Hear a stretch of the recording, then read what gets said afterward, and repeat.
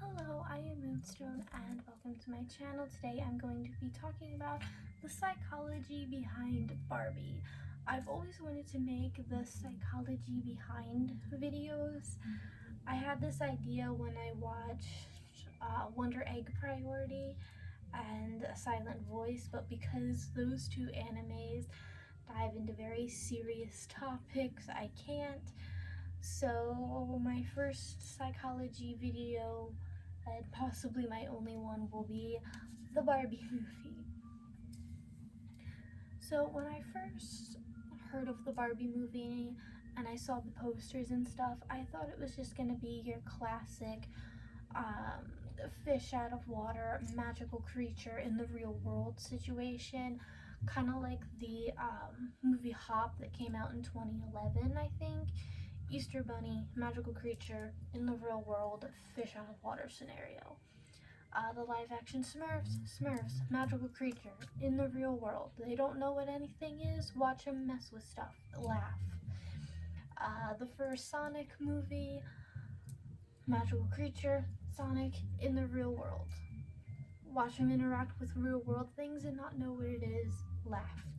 And I thought Barbie was just gonna be like that, but I was happily wrong. So the Barbie movie starts off very, very weird. We see these little girls all dressed in brown playing with baby dolls.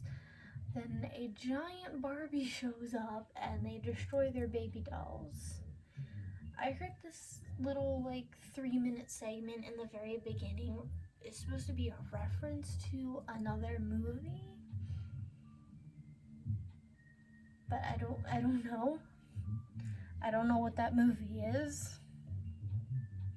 So after that very weird scene, the actual beginning of the movie starts and we meet Barbie and her many occupations. We see Dr. Barbie being a doctor, a job that was way back in the olden days strictly men only, which you know the thing, the whole boys are the doctor, girls are the nurse, boys are the chef, girls are the lunch lady, men are the college professor, girls are the teacher, the school teacher, which it's not really like that anymore, but I know that's still like a thing in old people brains. And we also see Lawyer Barbie, which is another job that if you're a woman, it's kind of frowned upon. You get told all the time that your emotions get in the way of your way of thinking and your sense of justice. And I really like what Lawyer Barbie says, because she actually acknowledges this and says that her emotions don't get in the way of justice, and that her being able to sympathize with the situation only makes her sense of justice stronger. And then we cut to this award ceremony where Barbie won. And instead of going up there taking the award and saying, I'd like to thank the Academy, I'd like to thank this person, I like to thank that person, instead she goes up there and she says, thank you, I worked very hard on this and I think I deserved this. Something that if you go and do that in the real world, you would get canceled and get yelled at for being rude. When being proud of yourself and working hard, that's not a rude thing. But anyway, the introduction is very, feminism, girl power, girls rule, boys drool, girls go to college to get more knowledge, boys go to Jupiter to get more stupider. And it's supposed to be like that because our main Barbie is stereotypical Barbie, and I think this is how she views Barbie Land. I think, I'm not quite sure.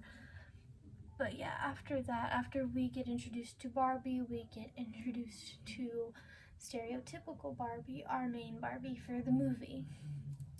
Stereotypical Barbie has a good day every day. Every day is absolutely perfect. She wakes up, her hair is never tangled, her jammies are never wrinkled, her bed is always made even though she just slept in it. She doesn't have to struggle with what to wear. She always just opens the closet door, spins around, and the dress is on her. Her waffle lands perfectly on her plate, and she goes to the beach with her friends, where we meet Ken, who only has a good day if Barbie even looks at him. I'm sorry, I had a hiccup.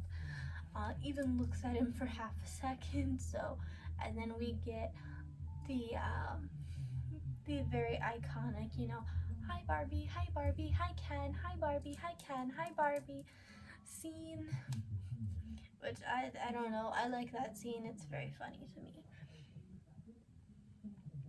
But yeah, after a fun day at the beach and having a 80s themed dance party and girls' night every night, the next day when stereotypical Barbie wakes up, her hair is messy, she has bad breath, her shower's cold, her waffles burned, her milk's expired, her heels touch the ground, and she falls over and gets embarrassed. All things that are normal for us here in the real world, but for stereotypical Barbie in Barbie land, no, that can't happen. So she tells her friends about it. Dr. Barbie tries to help. She can't. And she tells stereotypical Barbie to go see Weird Barbie. So Weird Barbie is what happens when you play with your Barbies too roughly. Her hair is very chip choppy. She has a marker all over her face. Her clothes are all stained, and her outfit doesn't even match. And also her dream house. As she kept getting played with, her dream house began to contort and change and slowly became the weird house. And she still lives in Barbie land, but it's over here, away from the Barbies, kind of by herself with all the other discontinued dolls over there, far away from stereotypical Barbie and her friends who live over here. And the Barbies that live over here only go to Weird Barbie to feel better about themselves.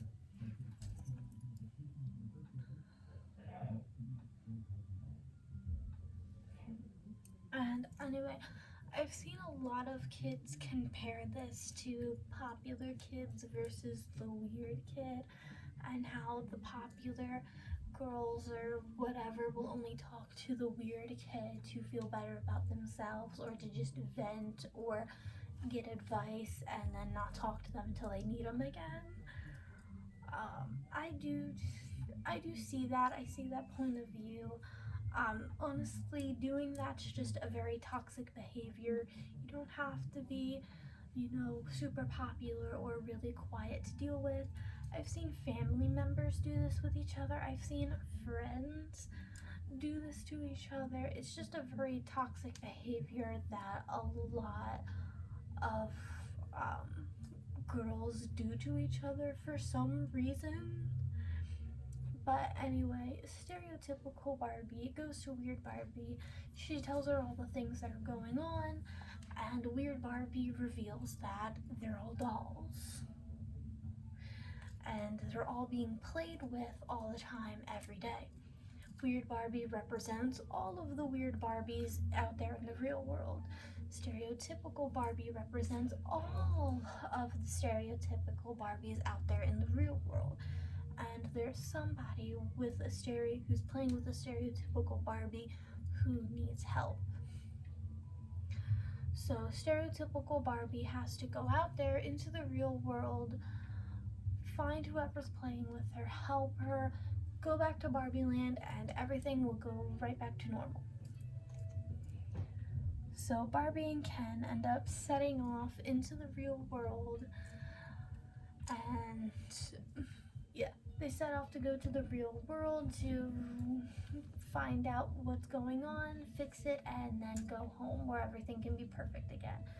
And the way to get to the real world from Barbie Land is a series of different transportations. I'm gonna see if I can remember the order of it. It's car, boat, rocket ship,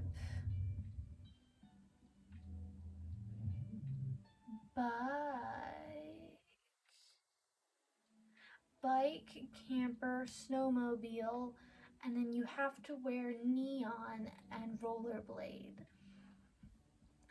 And something I didn't notice until somebody pointed it out to me is that it's only rollerblading requires a certain outfit. Yes, Barbie and yes, Barbie and Ken change their outfits depending on the weather and what they're riding and what they're doing. For example, dressing warm for the snowmobile and then wearing an astronaut suit for the rocket ship. But it's only rollerblading that says you have to wear neon while you rollerblade, or else you're not gonna go anywhere. And yeah, the person who pointed this out to me, I forgot who it was. It was just a random person I saw while scrolling on my phone.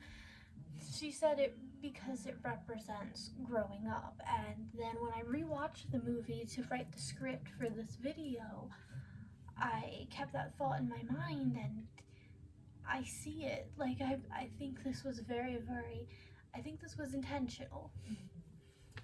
So anyway, as a child, I remember only being allowed to shop at Justice. I remember shopping at Justice and Claire's a lot.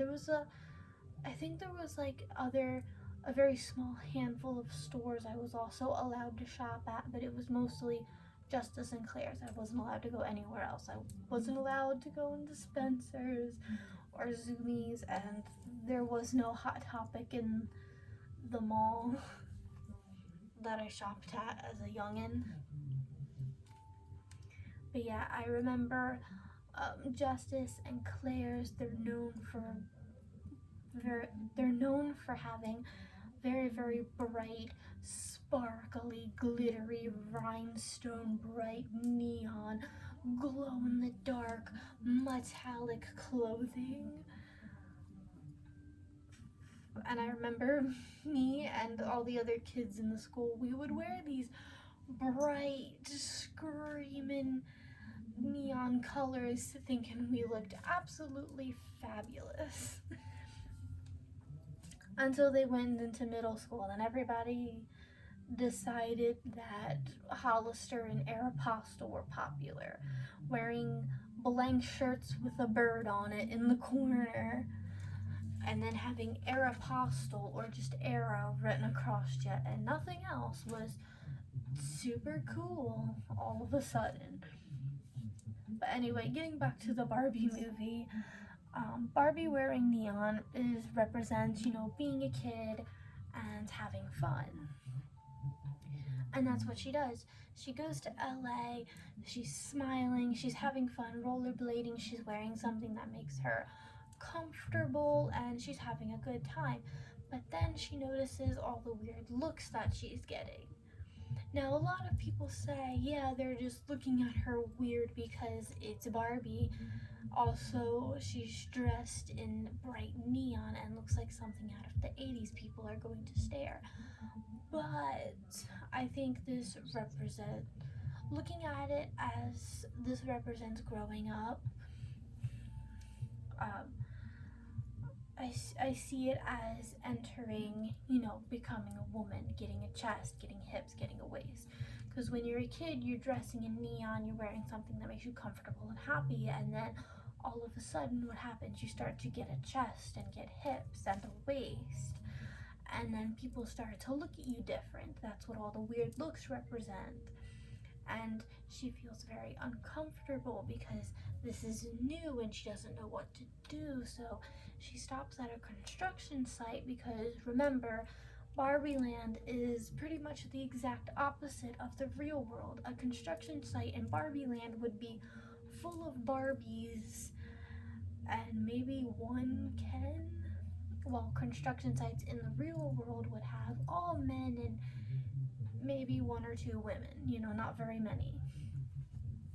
So she stops at a construction site, she says hi, and all the men comment about her appearance, commenting on her chest, waist, and hips. Yeah, chest, waist, hips, booty.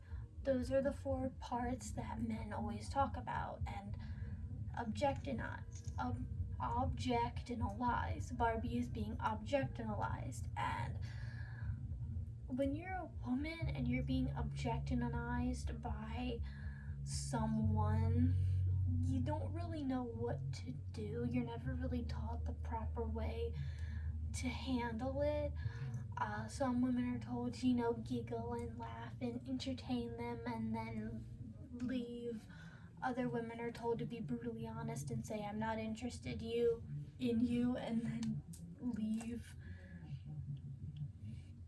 It just depends, but anyway, all women feel uncomfortable when they get objectionalized, and all of them handle it in very different ways. For Barbie, she doesn't quite know how to respond, so she answers brutally honest and then tries to leave. But before she leaves, another rollerblader sneaks up behind her and spanks her. This freaks Barbie out, and then her fight or flight response kicks in, and she turns around, chooses fight, and socks him in the face. Realizing what she's done, she freaks out and she gets in trouble, because then we get the iconic mugshot scene. And I've seen a lot of people talk about this whole spanking scene.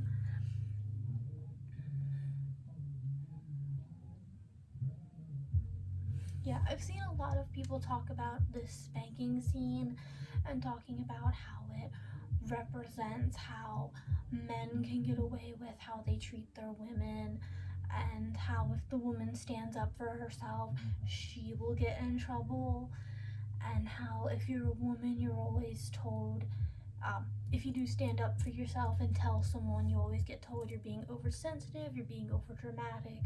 Boys will be boys. Well, what were you wearing? And if he hits you, that means he likes you. You're supposed to enjoy it. Which are all things I've heard growing up while trying to get my justice against a bully. I remember I was in elementary school, and it was a boy, and I was told all of those things. At least one of those things every day. I said something, one of those would be the response. But yeah, anyway, I've seen a lot of people do that. I'm pretty sure if Barbie knew about self-defense, she could have just told the cops, well, he did this to me, and then, maybe they would have done something. But she didn't, because she didn't know that you can say, hey, he did this, so technically what I did was self-defense. Do not take my mugshot.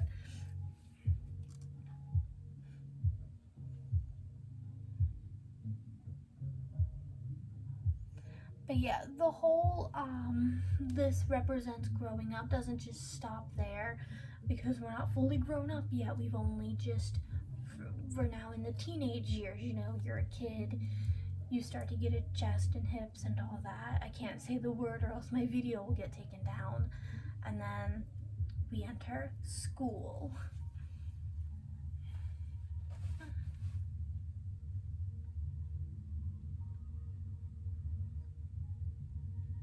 I'm reading my scripts. I just scrolled up and now I'm like, where am I?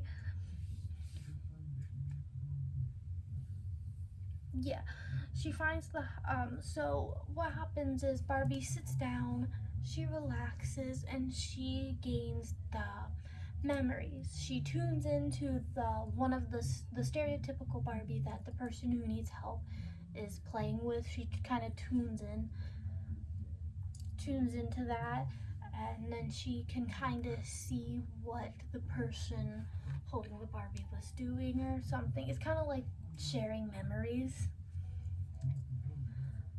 and she sees a little girl and automatically assumes, oh, it's the little girl who needs help. I need to go to her school, find her, say, hey, you're beautiful, girl power. Don't worry about that mean girl bully. Okay, case closed, time to go home. Like I've seen a lot of movies do that, where the girl's getting bullied at school, magical creature shows up, says, hey, don't worry about her, fixes everything, and then takes off and leaves. Or the mom and the daughter get in a fight, magical creature shows up, fixes the problem, takes off and leaves. So yeah, that's what Barbie thinks she needs to do. She needs to go there, fix the problem, and then take off and leave.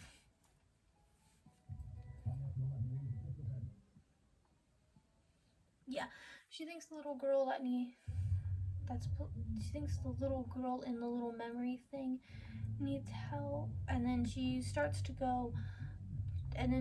off to go to the high school. But before we go to the high school, I really want to talk about this scene. So while sitting at the bus stop, thinking, trying to get tuned into the Barbie that's being played with, there's an old lady sitting next to her. And Barbie looks over at her and says, you are so beautiful. And the lady says, I know. Very sassily, which was very cute. I liked that. A lot of people say the reason why Barbie called the old lady beautiful is because Barbie was never told when you get old you're ugly, which is something that women get told all the time. When you get old, you get ugly. As soon as you get a wrinkle, undateable, disgusting. As soon as you turn 30, might as well get a cat if you're not married. When you're a woman, that's what you get told all the time, and it makes women fear getting older and fear getting gray hair, so that's why they try to hide it. They dye their hair, they buy anti-aging cream, anti-wrinkle cream, they're doing this, they're doing that. They're trying everything to look young because you get told being old is ugly, and you don't want to be ugly, you want to be pretty. But yeah, I just found that scene very, very sweet. Yeah, I found that scene very, very sweet. But anyway, now entering the high school. Where was I? Yeah, going to the high school, Barbie has anxiety for the first time, which is very common for kids in middle school and high school. For various reasons. Remember, because we're growing up, we're in middle school and high school now. Hiccup. Yeah, very common for people in middle school and high school for various reasons. In Barbie's case, she wants to be friends with Sasha, which is the little girl's name that she had the memories of, that she saw through stereotypical Barbie, the physical one's eyes. She found out her name was Sasha, and she's at the high school right now. And she wants to be friends with Sasha, but she's worried that she might say something or do something weird, and then everybody will think she's weird and not want to be her friend anymore. Something that a lot of adults look at as high school / middle school drama, but when you're there in the moment, it is very, very real. Yeah, looking at it older and going, I shouldn't have worried about that. Ugh, why? But when you're there at that age, it is very real. Like, that is your reality.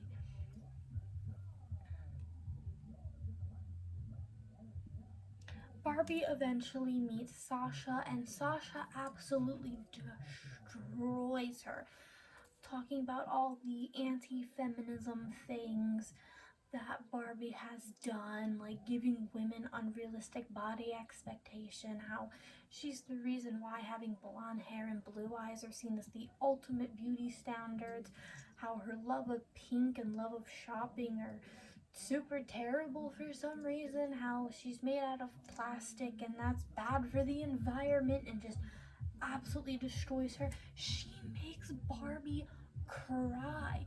Barbie starts crying. She's like, oh, okay, well then. And then she turns around, she leaves, she starts crying. and she's never cried before. She's experiencing all these new emotions that you don't experience until you hit your teenage years. And yeah, I do want to take a minute and talk about the stuff that Sasha does say. She talks really fast. She says it really fast. So yeah, yeah, I do want to take a minute here and talk about, fake slash stereotypical feminism versus real feminism, because all the stuff Sasha says to Barbie are things that fake feminists about Bar say about Barbie. So, for example, let's say somebody wants to be a mom. She's 30 something, mom aged, and she really wants to be a mom. She doesn't want to be a doctor or president or nothing. She just wants to be a mom and have a family. I don't need water. My lipstick will go everywhere if I do it. A real feminist would say, okay, go ahead. Is that my thing? No. But if it makes you happy, go ahead. Well, a fake feminist would be like, no, you can't do that. That's giving the men what they want. We can't do that. You have to be. That's a very important job. You have to be a lawyer because that'll show the men that we should be feared. Stuff like that. Like, a true feminist wants equal rights for everyone. That means men, women, and others.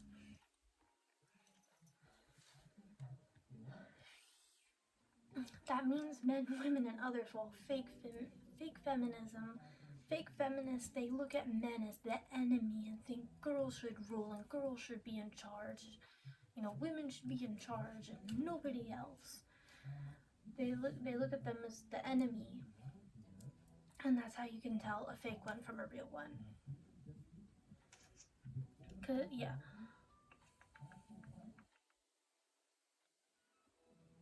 I already talked about all that. Yeah. Um, Basically, if they look at men as the enemy, completely forgetting that toxic masculinity is a thing and is the whole reason, well, not the whole reason, but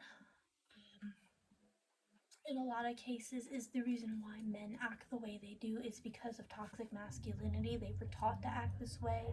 They were taught to do this certain thing. So get rid of toxic masculinity, get rid of the problem.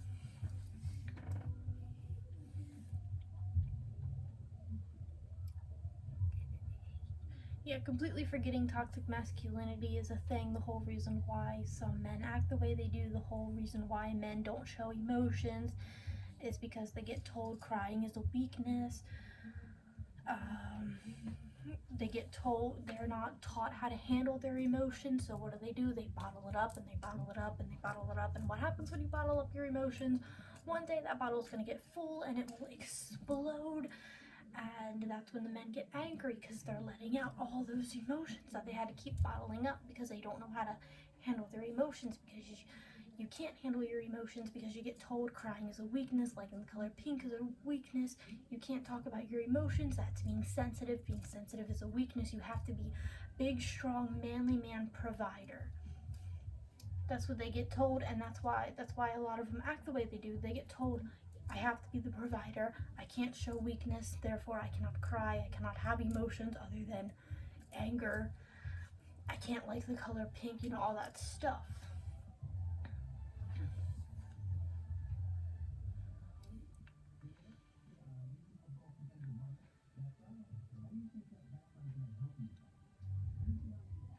Yeah, they were told to do that and they have no choice. Yeah,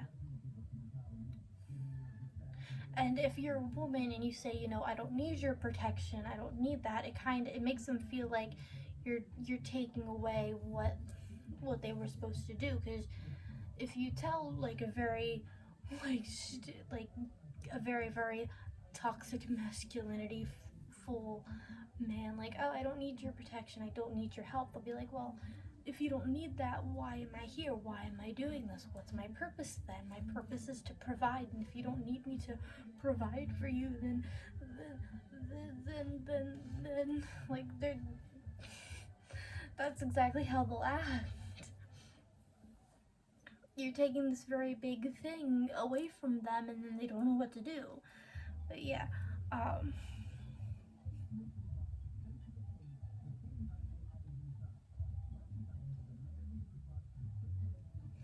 therefore, get rid of toxic masculinity. Tell the men it's okay to cry, it's okay to talk about your emotions, it's okay to say how you feel, just like how it's okay to say what you think. Um, you get rid of the problem, basically. But yeah, a true feminist wants equal rights for anyone and everyone, regardless of what they look like, regardless of an identification. Everyone deserves to get treated the same. This means listening to everybody and working together and taking down the patriarchy, which oppresses everyone. Even when you think it doesn't oppress you, it does. Moving on, well, not moving on, getting back to the movie. I apologize for my tangent.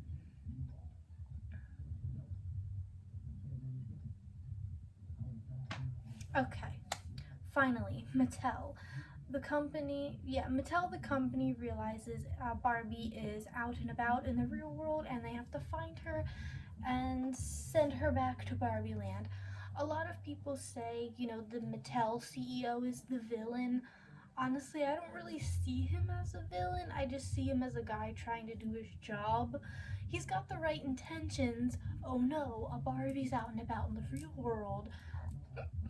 I gotta send her back to Barbie Land, and that'll be that. I can keep my job. I mean, he's got the right intentions, it's just the way he's going about it is wrong.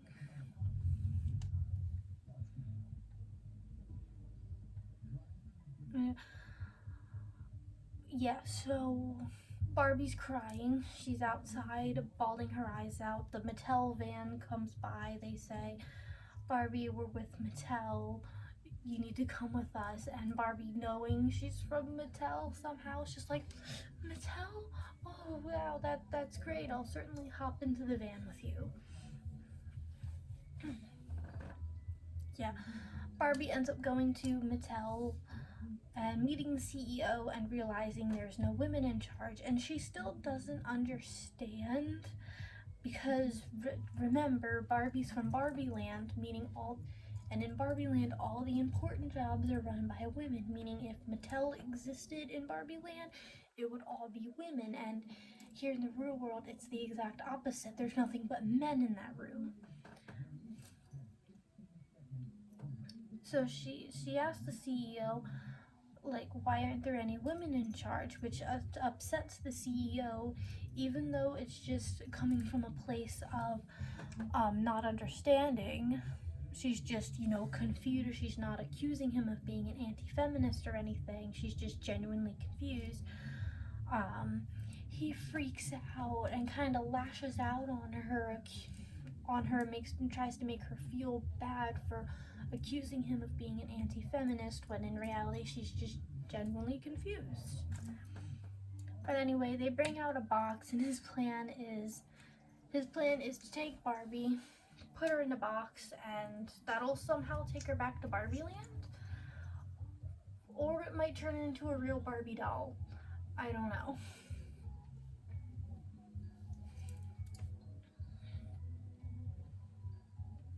But anyway, Barbie escapes the box and runs away with the CEO chasing her. She finally meets a woman who works at Mattel who helps her. They sit down, they have a little chat, and then Barbie finally makes it out of the front door to where Sasha's mom also works for Mattel. I forgot to mention that earlier. Sasha's mom works for Mattel, and Sasha's mom saw Barbie get into the van, and Sasha knew something's up. So Sasha's mom rescues Barbie, And then we enter this really cool high-speed chase scene. All the girls trying to get away from Mattel, and we learn that the memories that Barbie saw weren't Sasha's memories; they were Sasha's mom's memories. It's her who's playing with Barbie because she misses playing with them and she misses playing with Sasha, and she's the one who needs help. And I really like this. So usually it's the kid going through something, then magical fantasy thing or creature appears, solves the problem, and leaves happily ever after. And I really like this new genre that's being explored. I don't know if this genre has an actual name, so I've just been calling it the adulting sucks genre. And some other shows that I would like to put in this adulting sucks genre is Bee and Puppycat. I made a whole video on Bee and Puppycat, so I won't go into detail here. And Fiona and Cake, which just came out. There's only like 4 episodes right now. But yeah, seeing these cartoons where the main characters aren't in middle or high school, just having main characters who are actual adults going through actual adult things, I like it. You know, yeah, dealing, having these like adults characters dealing with magical things. I don't know, it makes me feel like something magical could happen to me even though I'm older, since a lot of magical girls, they're usually in middle school or high school. A lot of cartoons like the Owl House and Amphibia, I watch those, I enjoy those, but I'm way older than Anne and Luce, and it feels like there's a disconnection there because I'm not as old, I'm not as young as them, so there's a disconnection. Uh, yeah, there's a disconnection. Adventure Time, Steven Universe, Gravity Falls. I was around roughly the same age as those characters when they came out, so I felt more connected to them. And rewatching them, yeah, I was around the same age as those characters when they were coming out. So when watching them, there was little to no disconnect. The shows are very fun, and I love those shows, but I'm a lot older, and it feels like because there's so many like magical fantasy things involving with a lot of like actual children or really little kids being the main characters, it feels like once you turn 18 the magic is gone. Like as soon as you turn 18, that's it. No more magic for you. Go get a job and go be the villain because that's all adults are allowed to be. So I really like this new adulting sucks genre.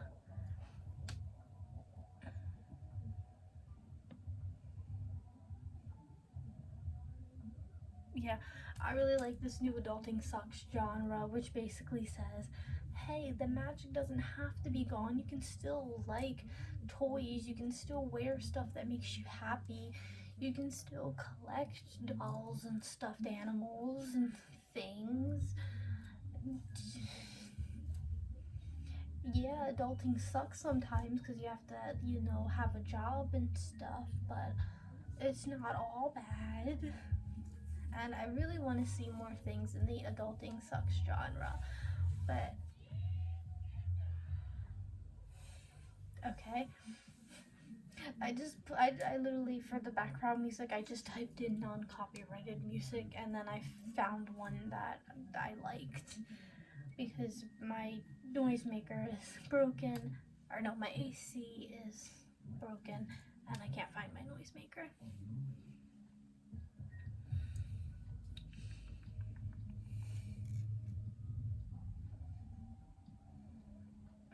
Yeah, Barbie ends up taking Sasha and Sasha's mom to Barbie Land, hopefully being able to fix it somehow by taking them there.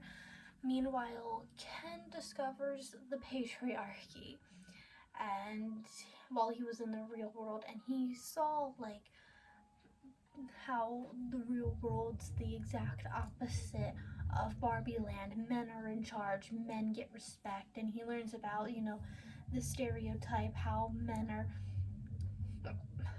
how women are supposed to, cook, clean, and reproduce, and men get out there, they do the jobs, they get the dough, and they are the protectors. They're the big, strong, manly man, the toxic masculinity that I just mentioned earlier.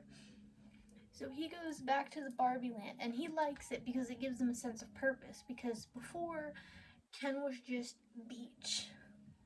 Barbie's a doctor. Barbie's a movie star. Barbie's a princess. Barbie's a mermaid. Ken is beach. Not a lifeguard, not a surfer. He stands on the beach and he looks confident. That's not very fulfilling. So yeah, he likes the idea of being a big, strong man and having people rely on him because it gives him a sense of purpose. And this is where the movie kind of talks about toxic masculinity, and I really like that because before I knew toxic masculinity was like I knew it was a thing, I knew it existed, but I didn't fully understand it until I watched this movie.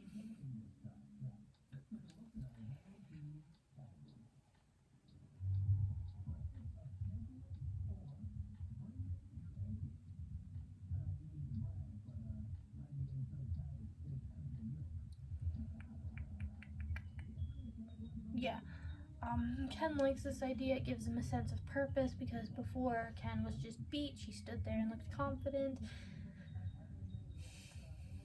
Yeah, he was just beach. Not to mention the entire Ken line was literally just made for Barbie. And he says this at around the end of the movie too. It's either Barbie or Barbie and Ken. It's never just Ken. He talks about how he always feels like an accessory to Barbie, how he always feels like second place.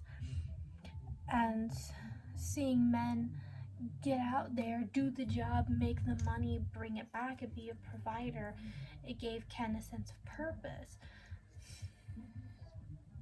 So yeah, he goes back to Barbie Land before Mattel even picks up Barbie, and he explains to the other Kens how, the real world works. It's a very glossed over, cherry picked version, but that's of how, the men get out there and do the jobs and provide while the women cook, clean, and take care of the men.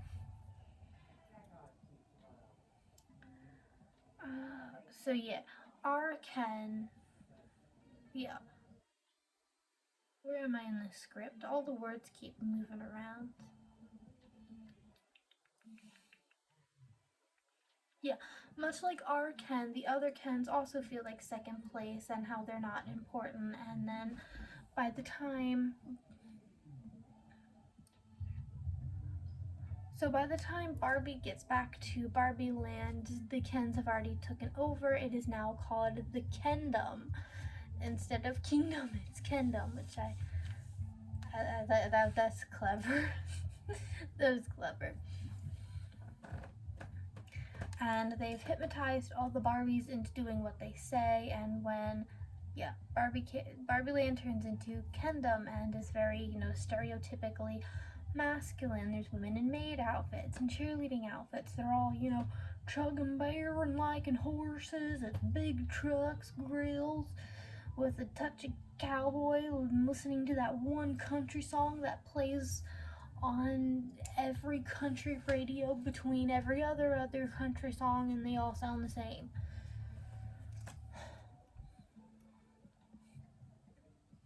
The only people not affected by Kingdom is Weird Barbie and the other discontinued dolls, and I think it's because they live over there out by themselves.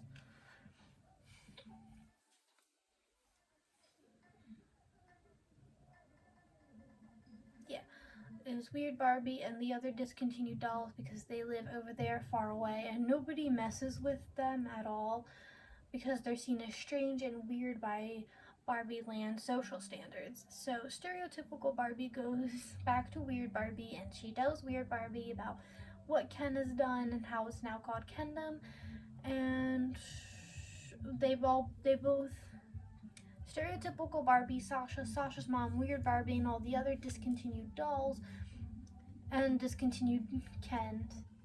Wait, I said dolls, yeah. All the other discontinued Barbies and Kens, they all work together to come up with a plan to unhypnotize all of the Barbies, and they discover how to unhypnotize all of the Barbies is to tell them the truth.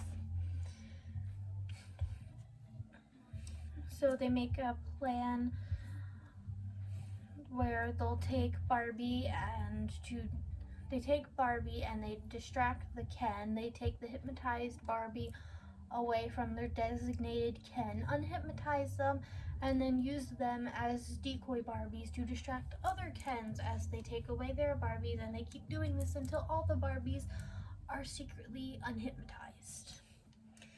And then, oh, and Alan's there too. Alan helps.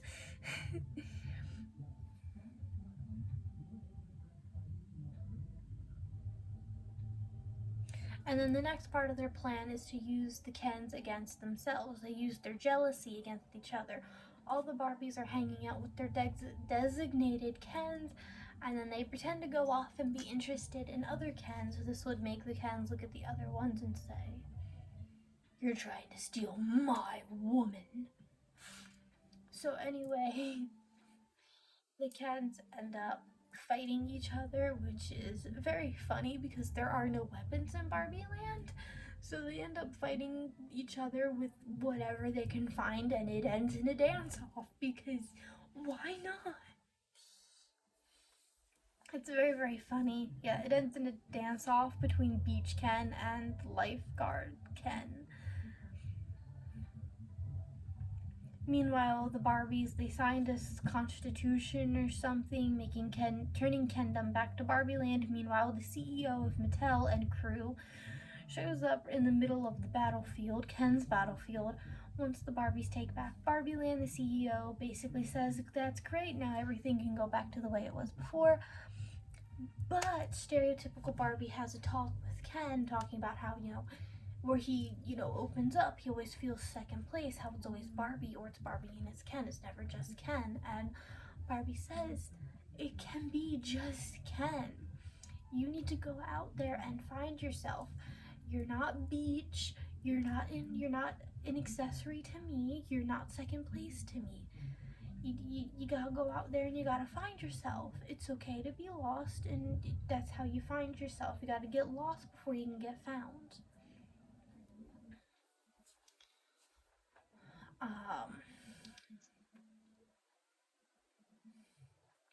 Ken reveals that he liked Barbie. Barbie doesn't feel the same way, and Barbie now finally understanding how Ken feels. She doesn't want everything to go back exactly how it was with the Kens, to be treated the way that they were. So in the end, the Kens get jobs / have roles that are just as important as the Barbies, and stereotypical Barbie decides that she wants to become human, and she wants to become human, and she does, and the magic, and then the movie ends with her finding a nice balance between the magical world of Barbie Land and the real world. And that's where the movie ends. Thank you so much for watching. I'll see you the next time. Bye!